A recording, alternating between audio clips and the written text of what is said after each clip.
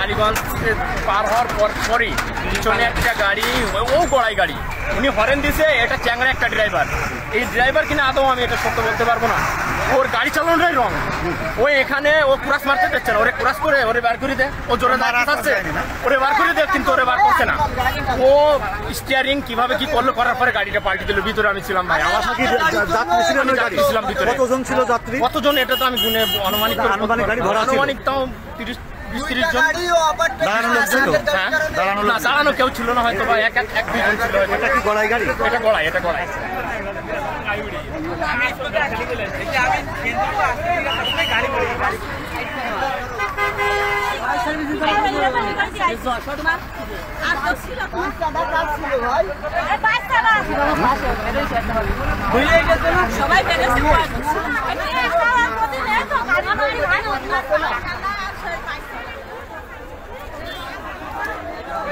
গাড়ি ওই সামনে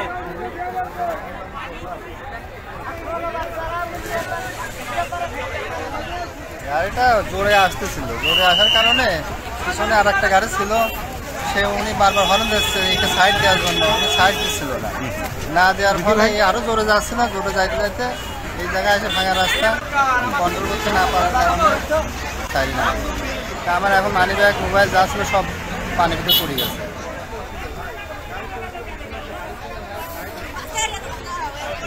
ওই একটা জুতো আছে, ওই একটা নিচে জুতো আছে। গাড়ির তলে যদি থাকতে পারে তাহলে ভিতরে কোনো লোক নেই এখন, আর ভিতরে নাই না? ভিতরে নাই। আচ্ছা, তলে যদি থাকতে পারে তাহলে গাড়ি উঠে এখন দেখতে হবে। আচ্ছা আচ্ছা। আর এমনি কোনো আপনারা নিহত কোনো ব্যক্তিকে? আমরা কোনো নিহত পাইনি, তবে ইমার্জেন্সি হবে 4 জনকে হাসপাতালে পাঠানো হয়েছে।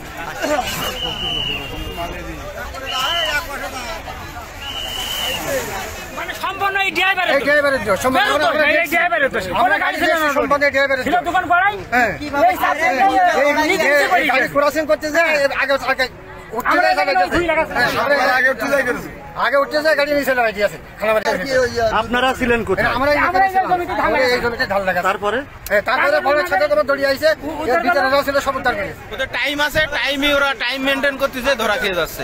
কারণ 5-10 মিনিট অন্তর অন্তর ওদের গাড়ি এই টাইম দেখো একটার সাথে একটা লেগে যাচ্ছে, টাইম কভার করতেছে এরা, যে কারণে এই সড়ক দুর্ঘটনাগুলো ঘটছে।